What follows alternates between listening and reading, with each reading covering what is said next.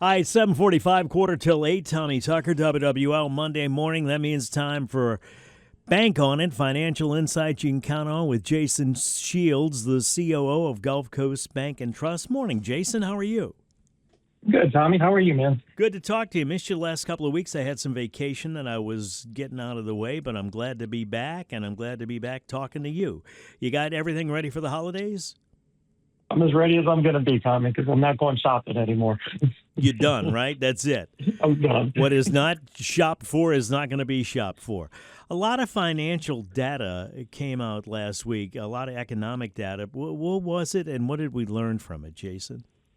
Yeah, last week was a pretty good week for data folks, right? A lot of things lined up. So last week we got job data, inflation data, and spending data. That's three things that the economists love to look at as they determine the direction of the economy. And then also from the previous week, when we know the Fed cut rates by 25 basis points, we also got their notes as well as far as the direction of the economy. So it's a good wrap up for the year and a good kind of general projection of what we think 2026 is going to look like. And so I'll start with the jobs data that we got, because I really think that's the one that everyone has a bit of a concern with, right? We know where inflation is. Jobs is always that wild card.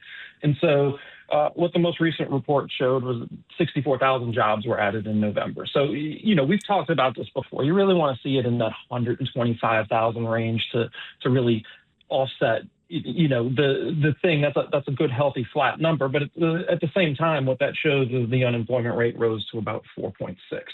And so while we're hiring and that number still went up, what that tells us is it's kind of the same old story, what we've been expecting here, right? It's that the job market is cooling, but it's not collapsing, right? This is an orderly progression, and this is kind of what you're expected to see, right? Around in that 4% range is generally where the Fed considers what they call full employment, right?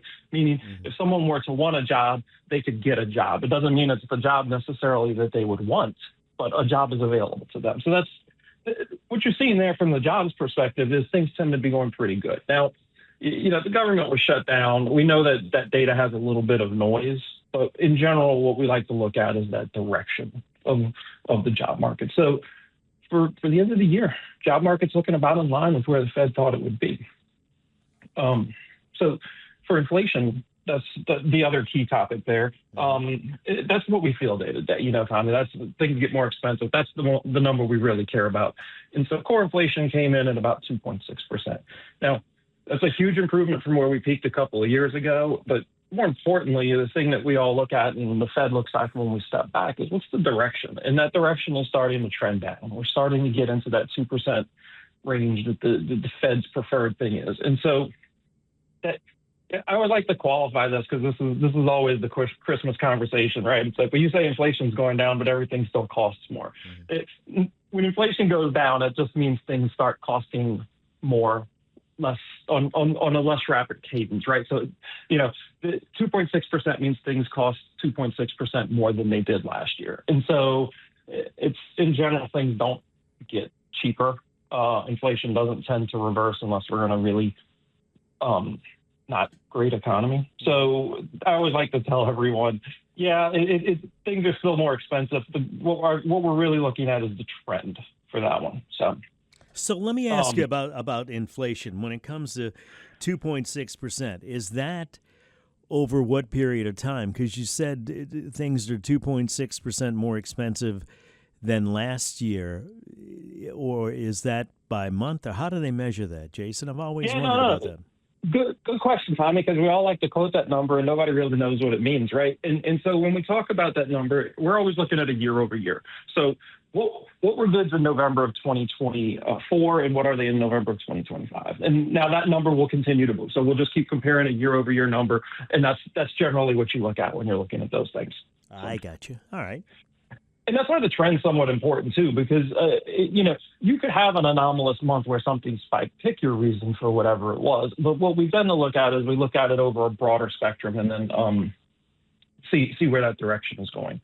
And so the other stuff we got was the Federal Reserve. They released the famous dot plot that we always talk about, right? Which is just all of the members of the Fed kind of anonymously showing on a picture chart where they think rates are going to be both at the end of this year, 26, 27, 28, much longer run. And then they also gave us their summary of economic projections. And in essence, this is where they think that the economy is going over the next several years. And so the one thing that I thought was really interesting that changed from the September, because they released its quarterly projections, was the Fed actually raised its outlook for economic growth in 26. They raised it from a 1.8 to 2.3 in December.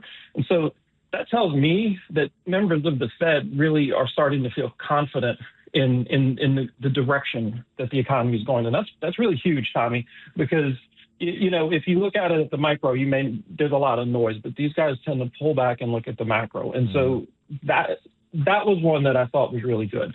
They also see unemployment sitting at about 4.4% in 2026. Why that's important is they say where we are in employment is probably where we're going to stay for the next year. And that's good, right? Because that means you're not going to see those big spikes according to their projections. And you can start to feel somewhat secure in your job and start finding the right job that you're supposed to be looking for, as opposed to just the job that's available. So in general, I think that was a good mark on theirs. And then they also lowered their inflation outlook. So they said it's going to get to about 2.4 next year. So in general, that's pretty good. Now, the dot plot, the one everyone really cares about, is, where do they see rates going?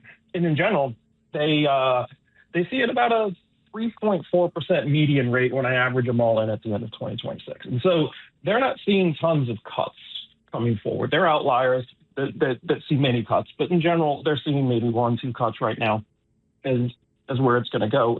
And that's good. That means that they're gradually easing, and things are getting where they'd like them to be.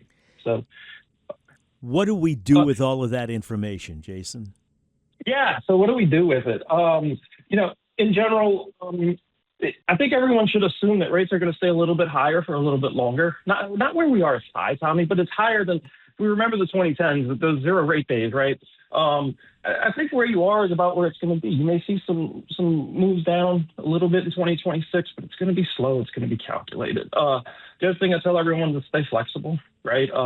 Just know what your funds are, know what your money's doing for you, know what it's earning, know what the borrowing rates are, and just, I like to stay liquid at this time so that, if opportunity presents itself, it's something that you can quickly jump into and move along. But in general, I think everybody should just kind of look at this and say, I'm not going to call it a soft landing, Tommy, but things are going in the directions that we expected so far. And as long as we keep on this trajectory, we're about where we need to be, and things are going to kind of stay fairly consistent to that. That's good news. We're going to let it go at that. Thank you, sir. Jason Shields, Chief Operating Officer for Gulf Coast Bank and Trust, with some more financial insights. You can count on it with Bank on It, 7:53, 7 till 8. Traffic now, WWL.